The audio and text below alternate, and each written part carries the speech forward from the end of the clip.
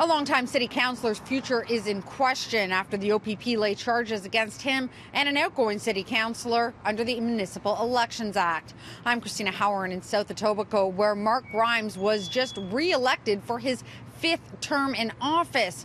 But if he's convicted, he could be barred from seeking office for the next 2 elections and could even face jail time. I hope he goes to jail.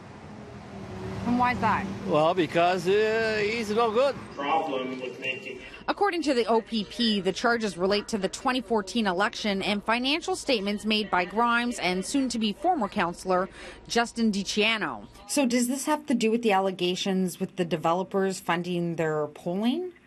It's part of that investigation, yes. These charges, even though they're provincial offence and they're being heard at the Ontario Court of Justice in Toronto, they can face a fine of $25,000 each, as well as, when found guilty, if prosecuted, and be prohibited from running in the next 2 municipal elections. And I understand that.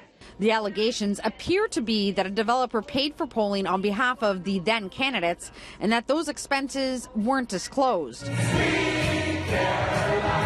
We tried to speak with Grimes, who was endorsed by Mayor Tory in the last election. It's Christina Howard calling, wondering if Councillor Grimes is still here, because I know he was here for the meeting earlier this morning, and if he's available at all for a quick clip. He wasn't available, instead issuing a statement from his lawyer that reads, Councillor Grimes has done nothing wrong. An allegation has been made that he should have made additional financial disclosure for his campaign from 4 years ago. No such disclosure was required. There is no credible evidence to support the allegation, which was made for political purposes. When we tried to get a hold of Di Ciano via text and in person, we got a similar response.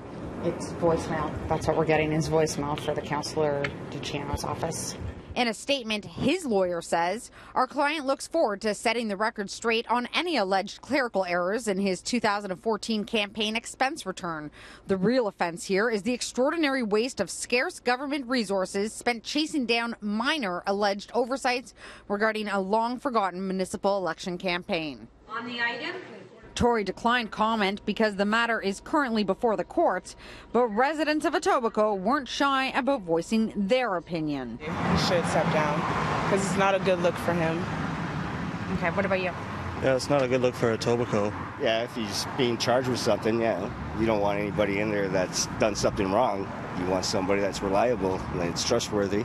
So, yeah, he should be stepping down. I hope that's not true, and those allegations are dropped, because I thought he was more honest than that.